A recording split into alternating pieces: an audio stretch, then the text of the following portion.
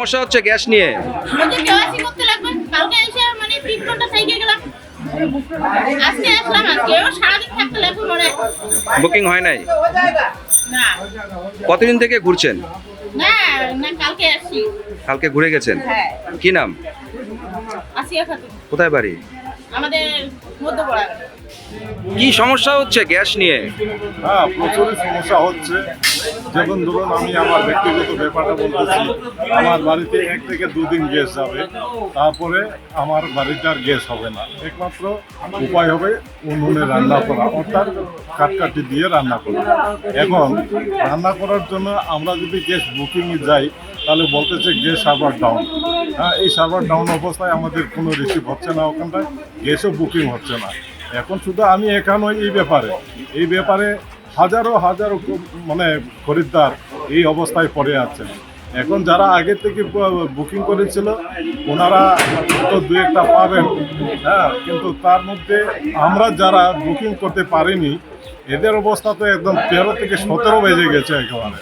আমরা আজকে ধূপগুড়িবাসী হলেও আজকে নিরাপদে নই, কারণ আমাদের ধূপগুড়িতে কয়লাও নাই, কাঠখড়িও নাই, কোনো কিছু নাই। আমরা কোন জায়গা থেকে খড়ি কিনে নিয়ে আসবো সেটাও আমাদের হদিস পাচ্ছে না। পরে খড়ির দোকানে এখন করে বাঁচতেছে। এখন আমাদের মানে যে জ্বালা থেকে আমরা মুক্তি পাবো না। আশা করি এই জ্বালা থেকে মুক্তি পাওয়ার জন্য আমাদের একটা কিছু গ্যাসের দোকান থেকে ব্যবস্থা করে দিলে খুবই ভালো হতো।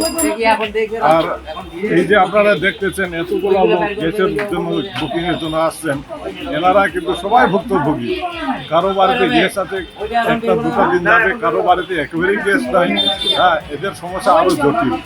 এখন যাদের বাড়িতে রোগ, হসপিটাল, হ্যাঁ, এইসব সমস্যায় ভুগে আছে, এরা তো কঠিন সমস্যায় দাঁড়িয়ে আছে একেবারে। যেমন এখন সমস্ত স্কুলের চাকরিজীবী, অফিসের চাকরিজীবী বা যে কোনো কাজের ব্যবসায়ী, হ্যাঁ, যে কোনো কাজের জন্য ব্যস্ত যে লোকগুলো আছে, এই লোকগুলা এখন গ্যাসের জন্য দৌড়াবে না বা নিজের কাজে দৌড়াবে। আর গ্যাসের দাম তো বাড়াচ্ছে। হ্যাঁ, আশা করি এই যুদ্ধটা তাড়াতাড়ি শেষ হবে। এই যুদ্ধ শেষ হলে পরে আমরাও একটু নিরাময় পাবো। ইরান ইরাক যুদ্ধ আর আমাদের ইসরায়েল আমেরিকার যুদ্ধ, এটা নিয়ে আমাদের অত মাথা ঘোরানোটা ঠিক না। এটা বিদেশি ব্যাপার। এই বিদেশি ব্যাপার হলেও আজটা আমাদের এখানে এসে পৌঁছাচ্ছে। এই অবস্থায় আমাদের করার কিছু নাই। আমরা তো যুদ্ধ থামাতে পারবো না, আর ওনারাও যুদ্ধ থামাতে পারবে না। যে যত মাথা নত করবে তার উপর পেয়ে বসবে। যার জন্য আমাদের এখানে বলার কিছু নাই। সবাই শান্তিতে থাকুক, সুখে থাকুক, ভালোভাবে যেন থাকতে পারে, সুখ স্বাচ্ছন্দ্যের জন্য জীবনযাপন করতে পারে। আমি এইটুকু বক্তব্য রাখছি। আপনার নাম? আপনার নাম? আমার নাম সৌমেন্দ্র ঈশ্বরী, ধূপগুড়ি সিনেমা হল পাড়া।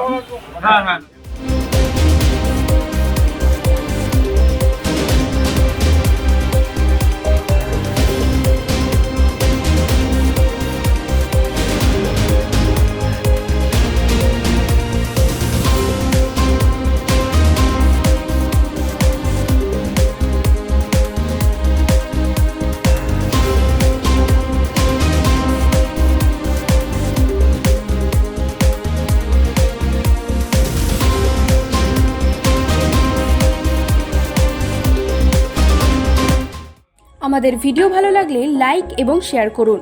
কমেন্ট সেকশনে গিয়ে জানান আপনাদের মতামত। আরও ভিডিও পেতে আমাদের চ্যানেল সাবস্ক্রাইব করুন এবং প্রতি মুহূর্তে খবরের আপডেট পেতে প্রেস করুন বেল আইকন।